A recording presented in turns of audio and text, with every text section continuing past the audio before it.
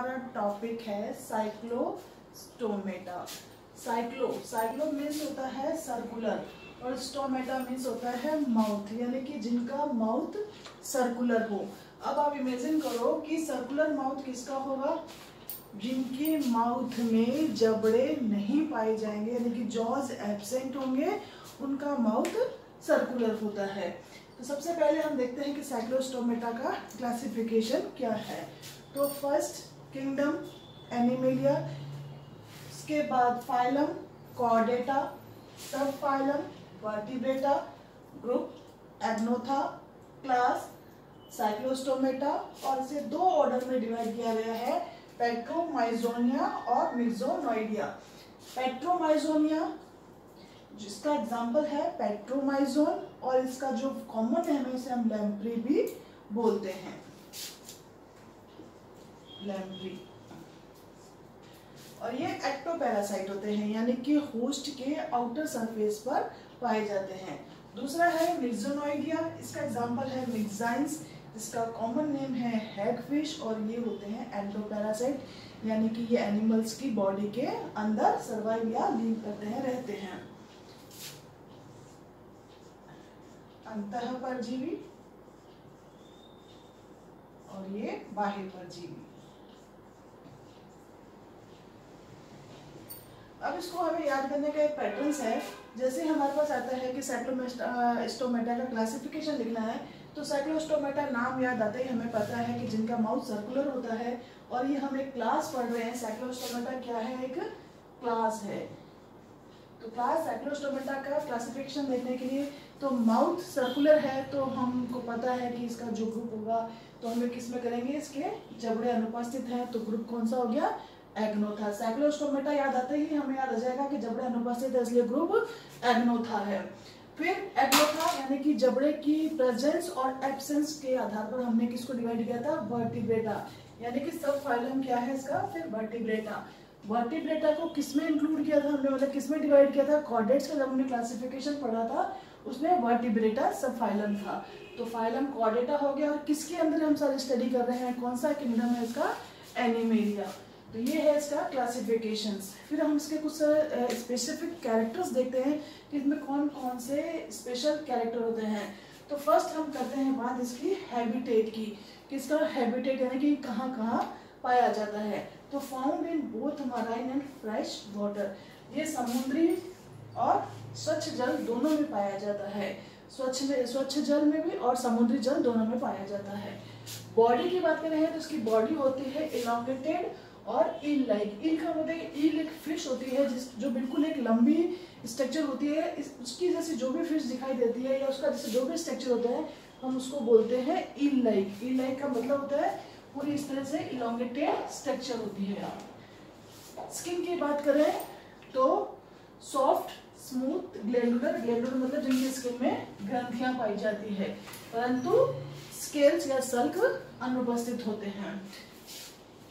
Next है endoskeleton. Endoskeleton की बात करें तो हम कहते हैं कि जो नोटोकॉर्ड है वो जीवंत पर्यंत उपस्थित रहती है, through out life. Notochord persist through out life. Next है इसका डाइजेस्टिव सिस्टम। डाइजेस्टिव की बात करें तो इसमें जो स्टोमक होता है वो नहीं पाया जाता, लेकिन जो इंटेस्टाइन होती है वो फोल्ड के रूप में प्रेजेंट होती है, और उन फोल्ड्स को हम कहते हैं टिफ्लोसोल्स। तो लेके stomach intestine with the fold called typhlosoles. पाचन तंत्र में आमाशय का अभाव होता है, आंत में वलन उपस्थित होते हैं जिन्हें टिफ्लोसोल कहते हैं। नेक्स्ट पॉइंट है हमारा रेस्पिरेशन। रेस्पिरेशन गिल्स के द्वारा होता है, बाय गिल्स, श्वसन गिल्स के द्वारा। अब गिल्स की संख्या कितनी है इसमें? 5 to 16 पेयर्स। नेक्स्ट है सर्कुलेटरी सिस्टम। सर्कुलेटरी सिस्टम में जो हार्ट है वो 2 चैम्बर्ड होता है, यानी कि दो कक्षीय मतलब इसमें एक ऑरिकल्स है और एक वेंट्रिकल, एक अलिंद और एक निलय।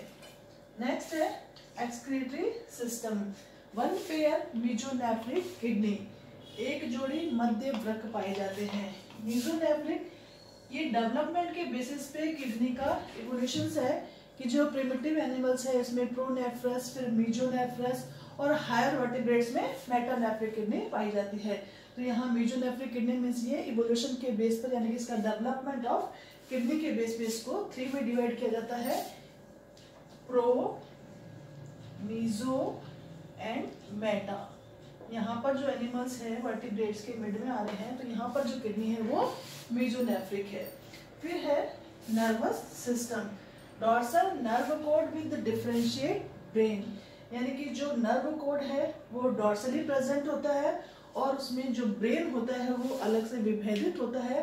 डॉर्सल मतलब जैसे कि हम डस्टर हैं, तो ये वाला जो पार्ट होता है ऊपर वाला, ये डॉर्सल पार्ट होता है। जस्ट इसके अपोजिट नीचे वाला है जो वेंट्रल होता है, और दोनों साइड्स का होता है, उनसे हम बोलते हैं लेटरल साइड्स। आगे वाला पार्ट इसका इंटीरियर कहलाता है और पीछे वाला पार्ट इसका पोस्टीरियर कहलाता है। फिर है इसमें कि 8 से 10 पेयर्स क्रेनियल नर्व्स पाई जाती है, 8 से 10 जोड़ी क्रेनियल नर्व्स। अब क्रेनियल नर्व्स क्या है? क्रेनियल नर्व्स ब्रेन को बॉडी के अदर पार्ट से कनेक्ट करती है। ब्रेन से निकलने वाली नर्व्स होती है और वो बॉडी के अदर पार्ट तक जाती है, जैसे हाथ है, पैर है, और इनको फंक्शंस के बेस पर और उनकी स्ट्रक्चर के बेस पर उनका नाम दिया जाता है क्रेनियल नर्व्स का। जैसे हमने यहाँ कहा कि 8 से 10 जोड़ी क्रेनियल नर्व्स है, तो हर क्रेनियल नर्व्स का एक नाम है, वो नाम उसके फंक्शंस के बेस पर और स्ट्रक्चर के बेस पर दिया जाता है। होती क्या है? ब्रेन से निकलती है और बॉडी के डिफरेंट पार्ट में जाती है। फिर है सेंसरी ऑर्गन्स।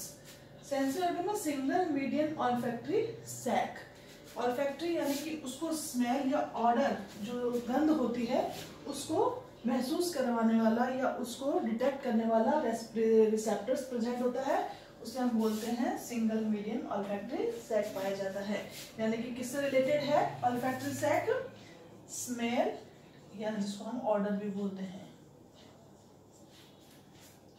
दूसरा सिंगल मीडियन नॉस्ट्रिल, एक मध्य नासा छिद्र पाया जाता है।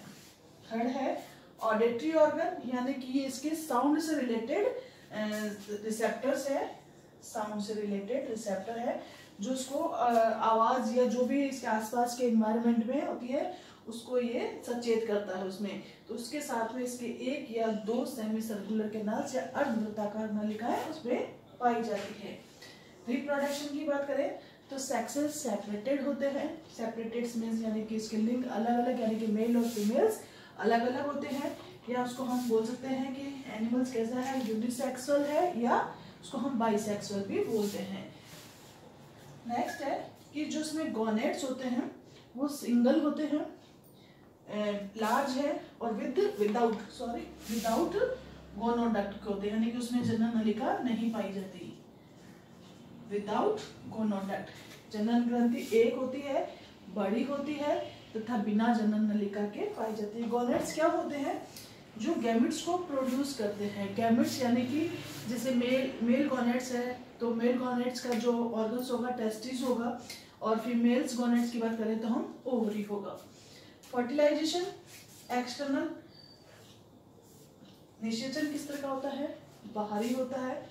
डेवलपमेंट यानी कि विकास जो है वो या तो डायरेक्ट होता है या इनडायरेक्ट होता है, प्रत्यक्ष या अप्रत्यक्ष। अब डेवलपमेंट प्रत्यक्ष और अप्रत्यक्ष का मीन्स क्या है कि यदि एग से लेकर के डायरेक्ट एनिमल्स बन जाता है तो उसे हम बोलते हैं डायरेक्ट डेवलपमेंट। यदि एग से लेकर के उसके एनिमल्स बनने तक बीच में डिफरेंट लार्वल स्टेजेस या लार्वा पाए जाते हैं तब बोलते हैं हम इनडायरेक्ट डेवलपमेंट। इसके एग्जांपल्स की बात करें तो एक तो इसका एग्जांपल है पेट्रोमाइजोन्स, जिसका कॉमन नेम क्या बताया था? लैम्प्री, और एक एग्जांपल है इसका मिक्साइन, जिसका कॉमन नेम क्या बताया? हैगफिश। पेट्रोमाइजोन एक्टोपैरासाइट होते हैं और मिक्साइन्स एंडोपैरासाइट्स होते हैं। तो ये हमने साइक्लोस्टोमेटा पढ़ा, उसके स्पेसिफिक कैरेक्टर पढ़ा। आप चाहो तो इसका एक स्क्रीनशॉट ले सकते हो। वीडियो को ज़्यादा से ज़्यादा लाइक कीजिए, शेयर कीजिए, और जहाँ तक हो सके चैनल को सब्सक्राइब कीजिए। Thank you.